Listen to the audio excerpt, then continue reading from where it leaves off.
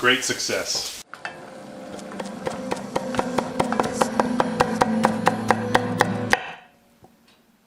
Hi, I'm Phil. Welcome to Pretty Good Cooking. Pretty good. Tonight on the show, I'm gonna show you how I make a sausage and mushroom ragu on spaghetti squash. Here's a picture of it. This is a bit of a free-form recipe. I made this recently, maybe like 2 weeks ago, and then my wife Courtney was asking me to make spaghetti with the sausage in it. And so this is how this episode came to be. What is a ragu? A ragu can be used in a lot of different ways, but it generally means a dish that usually has finely minced meat and usually something else that's kind of stewed for a while. Perhaps the most common ragu that you may be familiar with, and I'm probably saying, I don't know why I said, I feel like my inflection was weird. It's ragu, not ragu. But whatever. The most common that you may be familiar with is a bolognese sauce, which of course we have not done an episode on, but you know, maybe we'll get to it someday. Here's my baby beer, a taste of John's Pilsner. I don't really feel like drinking. But it does taste good. There's your drink break. That's it. Okay, so first step will be to preheat the oven to 400 degrees. I did that ahead of time, so it's already ready to go. And then we will get our spaghetti squash prepared. This is a very large spaghetti squash. You can tell because it is big that it is large. And probably one of the most difficult things working with hard squash such as this is getting the damn thing cut open without cutting yourself. This is, of course, what I wished to avoid, which is an uneven cut. But in my experience working with this squash, it happens almost every time. So perhaps if you have like a chisel, maybe you could split it that way. But these are close enough. Spaghetti squash is great. It's often billed as like a pasta replacement, which I think kind of shortchanges what it actually is. So I would encourage you to think of this as its own thing rather than an analog, and you will be probably much happier with that. Probably the nicest thing you can do is to rub the insides of the spaghetti squash with olive oil and then salt and pepper. But if you would like to be lazy, you can just spray them. I personally don't think that there's a huge impact on flavor using cooking spray versus olive oil, because ultimately the majority of the squash is going to steam in the vessel. And by the vessel, I mean its shell. I also kind of don't know what the point of seasoning it is either, because again, you're seasoning one layer, but you're going to eat the whole squash. Yeah, I was worried about that. I think that'll be good enough for government work. Just shove your squashes into the pan. So in an ideal world, you'll have a little bit more room than this, and the squash will lay flat to the pan so that it can steam. Cooking it this way may make it take a little bit longer, but I think it'll be fine. Actually, let me use my brain to rectify this situation.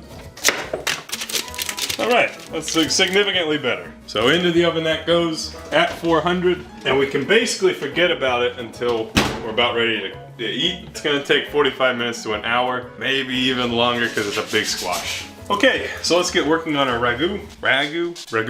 I don't know, it just doesn't seem right. So what we're gonna do today is we're gonna make a mushroom-focused ragu, which will also happen to have meat in it. Of course, you could easily adopt this recipe. You could put more mushrooms and no meat. If you don't like mushrooms, you could put something else in, or just meat.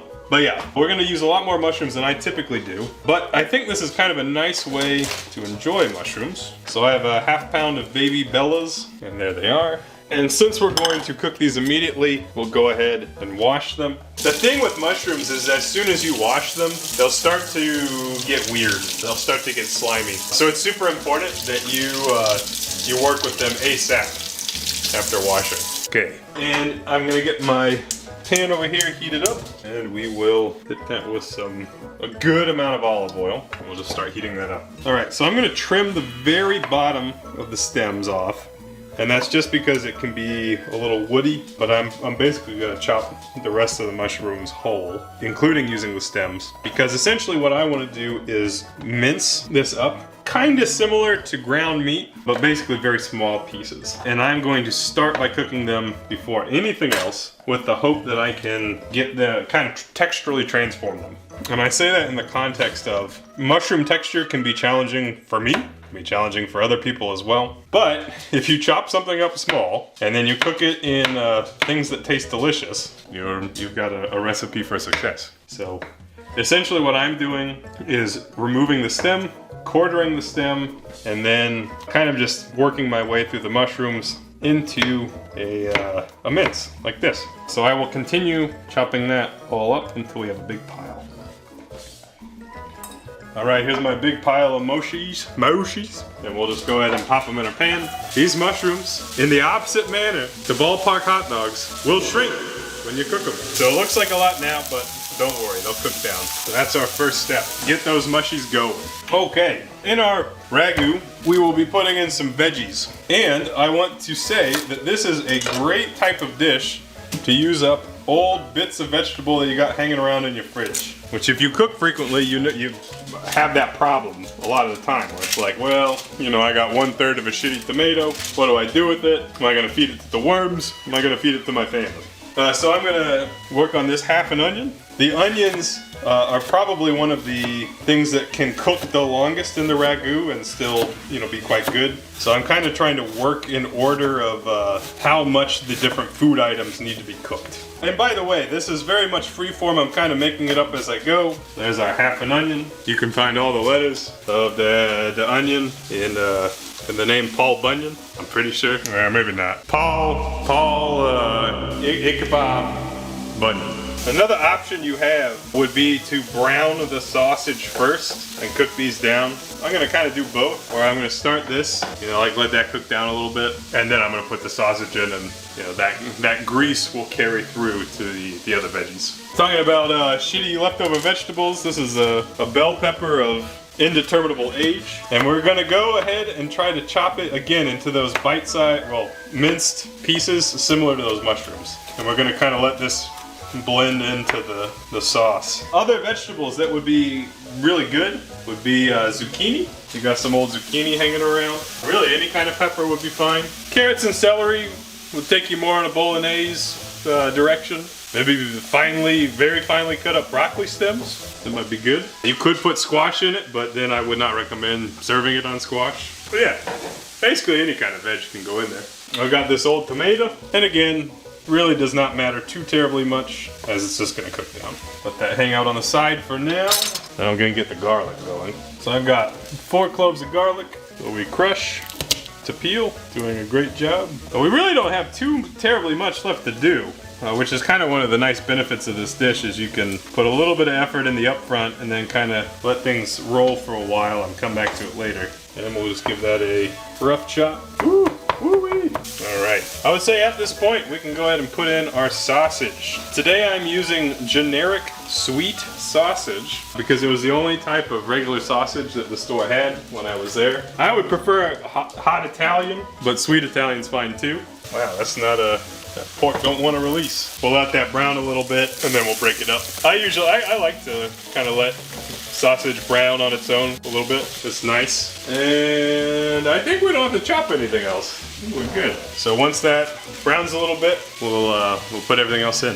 And then we'll be back. But actually no, we'll be back before that and then we'll put everything in the pan. Alright, so I've been breaking up the sausage, kind of mixing everything else together. And I've turned the heat up quite a bit because basically right now I'm just trying to maybe get a little bit of brown on the sausage. Tastes nice that way. Just trying to move things along. I'll go ahead and throw in my tomatoes and garlic as well. And we can do a bit of seasoning, which will be nice. Okay, alright, so I'm gonna hit it with classic Italian seasonings, including basil. I've had this very container of basil forever, guys. Don't use basil very often. But this is an application where it is quite good. Some parsley, which will do very little for the flavor. Some thyme. And of course, if you have one of those pre-mixed Italian seasonings, go ahead and use that. I'm gonna hit some with some oregano. And I'm also gonna add some chili flakes. This is flat iron 4 pepper blend. I'm going for this one over some of the others because there's no smoked peppers in it. I don't really think it needs smoked peppers. Just a little bit of spice, make it taste nice. A lot of Italian sausages will be flavored with fennel and sage. And if you'd like to double down on those flavors, of course you can add more. Or like in our circumstance today, you can just say, you know, good enough. You can see that the mushrooms are almost disappearing into the mixture, even though there were so many of them. So this is looking real nice. Smells great. I'm continually trying to break down the bits of sausage that I think are a bit large. And I'd say at this point, where we are starting to get little bits of crispy bits, we can go ahead and proceed from here. Except, you definitely need some black pepper. I have some black pepper. Almost forgot the pepper. That's not true, I never forgot. All right, in the realm of using up old things, this is the wine from that episode we did several weeks ago, the Beaujolais Merlot. No, it's not, it's the Syrah. What did we make with that? Coq au vin. That's what we did with it. So who knows how old it is? Smells fine. And we'll give this the rest of the vino. If you are cooking on higher heat, definitely cut the heat a little bit, lest you have a flavor explosion in your pan.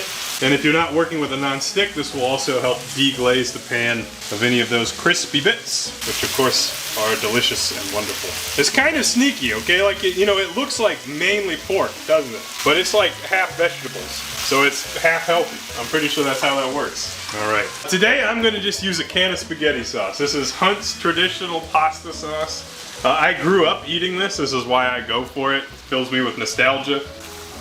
And of course, if you'd like to, you can make your own sauce. If you've got prepared sauce, that's fine. If you want to do something like mixing tomato paste and tomato sauce, you can do that too. But I like the texture of how this turns out. And we're gonna mix this all together.